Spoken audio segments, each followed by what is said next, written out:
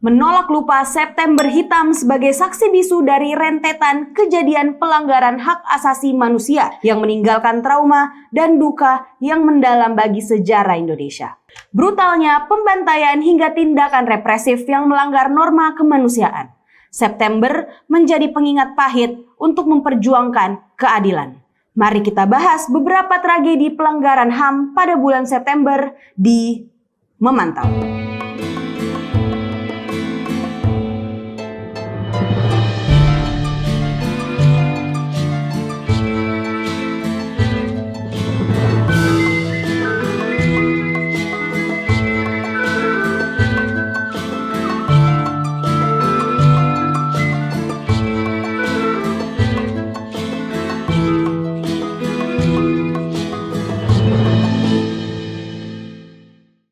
Yang pertama, tragedi Munir diracun di udara. Munir Said Thalib dikenal sebagai aktivis HAM yang lantang dalam menyuarakan keadilan dan hak-hak manusia. Pada tanggal 7 September 2004, Indonesia dikagetkan dengan kabar meninggalnya Munir di saat itu dalam penerbangan dari Jakarta ke Amsterdam untuk melanjutkan studinya dengan penerbangan GA974. Hasil otopsi menyatakan Munir meninggal karena racun arsenik. Hal ini membuat kemarahan dan duka yang mendalam bagi masyarakat. Dugaan adanya keterlibatan aparat negara, pilot Garuda Indonesia Polikarpus Budihari Priyanto ternyata anggota Badan Intelijen Nasional yang dinyatakan sebagai pelaku. Sampai saat ini masih banyak hal mengganjal yang belum terungkap. Yang kedua, tragedi berdarah Tanjung Priuk 12 September 1984.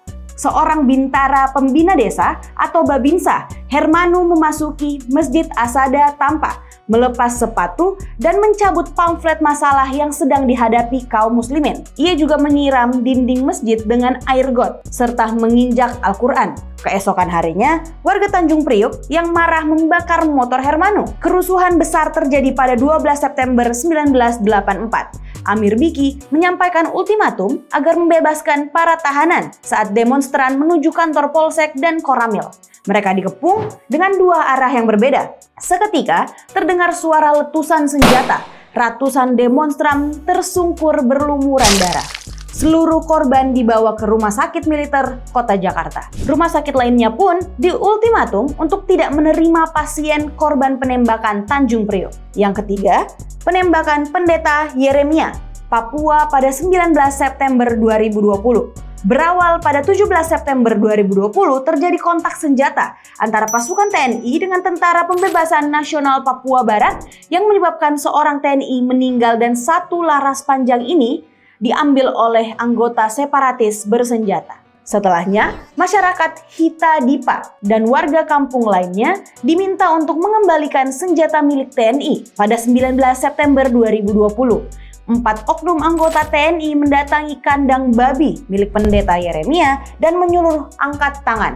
Lalu 2 anggota TNI menembak tangan kiri Yeremia ke arah dinding di kandang babi. Ia terjatuh dan diduga ditusuk dengan pisau tajam di bagian belakang badan yang menyebabkan kehabisan darah dan juga meninggal setelah 5-6 jam saat ditemukan oleh istrinya. September Hitam, tragedi Munir 7 September 2004, tragedi Tanjung Priuk 12 September 1984, dan penembakan Pendeta Yeremia Papua 19 September 2020 merupakan contoh kekejaman pelanggaran hak asasi manusia yang harus diadili.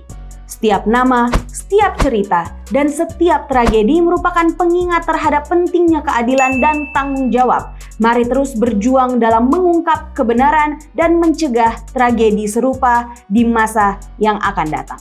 Mari kita terus pantau di Memantau.